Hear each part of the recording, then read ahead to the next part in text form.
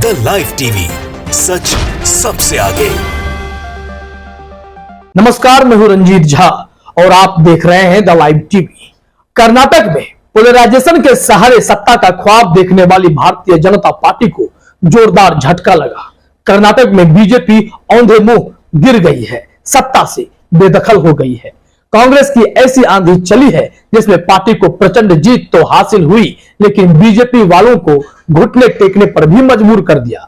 इस दौरान जो सबसे अधिक चर्चा है कि मुसलमानों ने वोट किसे किया, मुस्लिमों ने हैसियत किसे दिखाई, किसका हाथ मजबूत हुआ और कहां दूसरी पार्टी मुरझा गई, ये तमाम चीजें हम आपके साथ चर्चा करने वाले हैं। दरअसल मुसलमानों को अलग थलग करके हिंदुत्व के सहारे बीजेपी कर्नाटक में कमल खिलाना चाहती थी, ऐसा हुआ नहीं।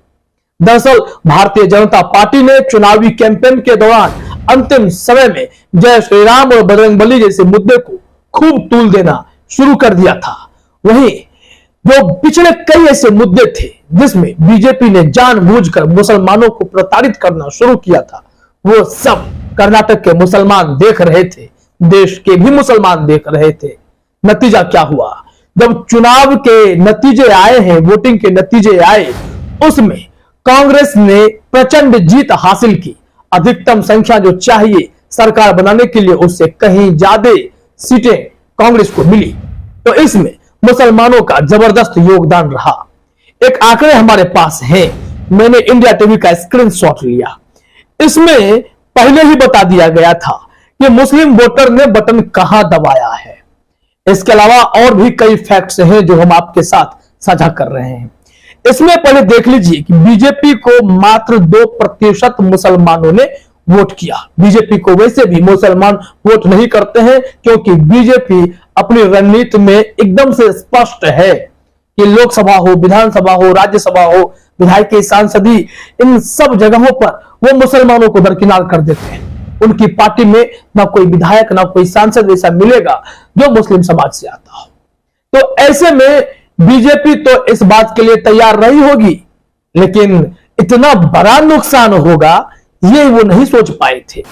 कांग्रेस के हिस्से में देखिए मुसलमानों ने 82% वोट किया और जेडीएस को महज 10% वोट, और अन्य जो है 6% पर अटक गए। यहां आपको गौर करने वाली बात यह है कि 82% वोट कांग्रेस को क्यों पड़े, इसके पीछे क्या रणनीति रही होगी, क्या स्ट्रेटेजी रही होगी। कारण यही है कि जेडीएस के ढुलमुल नीति के कारण जो जेडीएस को मुसलमान वोट करते थे, पोलराइजेशन होता था, वो नहीं हो पाया। देश के मुसलमानों की तो प्लानिंग जो आगे है दिखेगी, लेकिन कर्नाटक के मुसलमानों ने अपना इरादा जाहिर कर दिया। 24 का रास्ता कैसा होगा उन्होंने बता दिया। अब इसमें आपको समझना पड़ेगा कि जेडीएस को अगर मुसलमान वोट कर देते तो फिर यहां पर जो आंकड़े हैं कुछ और नजर आते। इस वजह से मुसलमानों ने यह सोचा कि अगर हमने जेडीएस को वोट किया और जेडीएस कहीं बीजेपी के साथ तालमेल करके सरकार बना ले, तो फिर तो बात उतनी की उतनी ही रह जाएगी। ऐसे में कांग्रेस की रणनीति, कांग्रेस के वायदे और कांग्रेस पर जनता का भरोसा सब काम कर गया।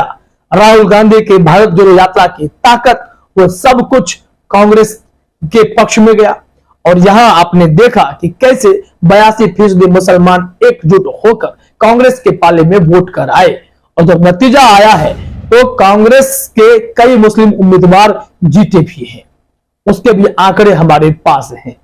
आपको यहां बताना जरूरी है कि कर्नाटक में जितना प्रभाव लिंगायत या वोकालिगा समुदाय का है, उससे थोड़ा ही कम कह सकते हैं कि मुसलमानों का होगा। 13% मुसलमान यहां पर किंग मेकर की भूमिका में रहे हैं, और इस बार इन्होंने पोलराइजेशन के झांसा में आना स्वीकार नहीं किया, और रास्ता इन लोगों ने जो अपनाया वो कांग्रेस की तरफ जाता था। और कांग्रेस के साथ मिलकर इन्होंने बीजेपी को पटकनी दी। बीजेपी और वैसे दल बदलू पार्टीज को, नेताओं को हैसियत बताने का काम किया कि मुसलमान अगर एकजुट रहेंगे तो किंग मेकर की भूमिका निभाएंगे और जिसकी चाहेंगे सरकार बनवा सकते हैं। वैसे भी कांग्रेस को मुसलमान बहुत हद तक सपोर्ट करते थे। लेकिन बीते कुछ सालों में थोड़ी स्थिति इधर से उधर हुई और फिर मुसलमानों ने क्षेत्रीय दलों के बीच भी अपने वोट को बांटने शुरू किए थे। लेकिन इस बार एकजुट थे। मुसलमानों ने कहा कि जेडीएस के साथ जाना उचित नहीं होगा और बटन जो है कांग्रेस के लिए दबाना सही होगा और उसका फायदा कहीं ना कहीं कांग्रेस को जबरदस्त तरीके से मिला और वो सरकार में आए। 13% मुसलमानों ने क्या किया है, कितने मुस्लिम विधायक जीत करके आए, वो आंकड़े हम आपके साथ अब साझा करते हैं। जरा देखिए अपने स्क्रीन पर, देखिए यहां क्या बताया गया है। मुस्लिम समाज का कांग्रेस को एक तरफा वोट। जनसत्ता ने लिखा है कि इस ओल्ड मैसूर जहां जेडीएस का गढ़ है, हमने कहा कि जेडीएस को वोट मुसलमानों ने नहीं दिया, बहुत कम दिया। इसमें बताया जा रहा है कि इस ओल्ड मैसूर रीजन की सियासत को समझना बहुत जरूरी हो जाता है, क्योंकि तभी कांग्रेस के इस इलाके में मिली अप्रत्याशित जीत को भी समझा जा सकता है। असल में ओल्ड मैसूर में वोकालिंगा और मुस्लिम समाज की सबसे ज्यादा तादाद है। पिछले चुनावों का वोटिंग पैटर्न बताता है कि इस इलाके में एक तरफ वोकालिंगा वोट जेडीएस को जाता है, तो वहीं मुस्लिम वोट हमेशा से ही कांग्रेस और जेडीएस दोनों में बट जाता था। यहां गौर कीजिए, जो बातें हमने आपको बताई है कि वोट बटता था और इसी वजह से इस इलाके में इतने सालों तक जेडीएस का दबदबा रहा, एक तरफा राज देखा गया। लेकिन जैसे ही बीजेपी ने हिजाब का विवाद छोड़ा, मुसलमानों ने मूड बना लिया था। जैसे ही मस्जिद मदरसे को टारगेट करना शुरू किया गया, मुसलमानों ने अपना इरादा पक्का कर लिया था। उसके बाद अंतिम जो कहते हैं ना कि अंतिम जो चाल चली गई बीजेपी के द्वारा, बजरंग बली की जय वाला मामला सामने आया। बजरंग दल के मुद्दे को बजरंग बली से कनेक्ट किया गया, खुलकर हिंदुत्व के एजेंडे को भुनाया जाने लगा बीजेपी के द्वारा। तो उस वक्त मुसलमानों ने भी अपना अंतिम फैसला कर रखा था और वहां से सीधे नतीजे ऐसे बदले हैं कि बीजेपी को होश नहीं आने वाली है। अभी देखिए क्या हुआ है। जनसत्ता में ही लिखा है कि अब स्थिति बदल गई है। नतीजे बताते हैं कि इस बार मुस्लिम वोट ने एक तरफा होकर कांग्रेस को वोट दिया, वहीं वोकालिंगा समाज का भी उसे यहां अच्छा खासा समर्थन मिला।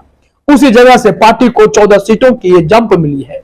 पूरे कर्नाटक की भी बात करें तो वहां कम से कम 9 सीटों का ट्रेंड बताता है कि 8 पर कांग्रेस अच्छी बढ़त के साथ लीड कर रही थी।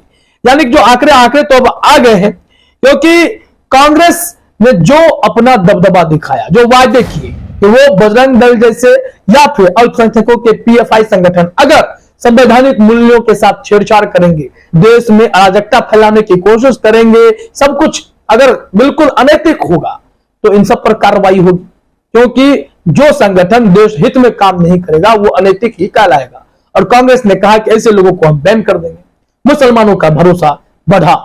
मुसलमान जानते हैं कि अगर पीएफआई भी चरमपंथी संगठन है तो मुसलमान उनका भी सपोर्ट नहीं करेंगे। और जो हिंदू समाज के लोग हैं, वो वोकालिंगा है, लिंगायत है, इन लोगों ने भी बढ़ चढ़कर कांग्रेस को वोट दिया। वो भी जानते हैं कि कट्टरपंथ का देश में कोई जगह नहीं है। तो ऐसे में मुसलमानों की एकजुटता ने और बाकी लिंगायत और वोकालिंगा के वोट बैंक ने यह बता दिया कि कांग्रेस के साथ पूरा का पूरा कर्नाटक खड़ा हो गया था और इतनी बड़ी उपलब्धि कांग्रेस के हिस्से में आई और मुसलमानों ने बता दिया कि किसकी कितनी हैसियत है। अब जरा आप अपने स्क्रीन पर आज तक की खबर देखिए। इसमें बताया गया है कि 10 मुस्लिम उम्मीदवारों ने जीत हासिल की है। आज तक ने लिखा है हेडलाइन में, कर्नाटक में कांग्रेस की बंपर जीत, 10 मुस्लिम उम्मीदवारों ने मारी बाजी। आज तक ने लिखा है कि कर्नाटक में इस बार जिस तरीके से धार्मिक ध्रुवीकरण का दांव खुलकर खेला गया, ऐसे में सभी की नजर राज्य के मुस्लिम बहुल सीटों के चुनावी नतीजों पर थी।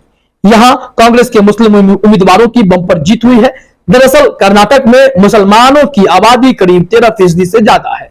राज्य में लगभग 20 से 23 विधानसभा क्षेत्रों में मुस्लिम वोट काफी महत्वपूर्ण है। मुस्लिम समुदाय से पिछली बार केवल 7 विधायक चुनाव जीतकर आए थे और वो सभी कांग्रेस पार्टी से थे।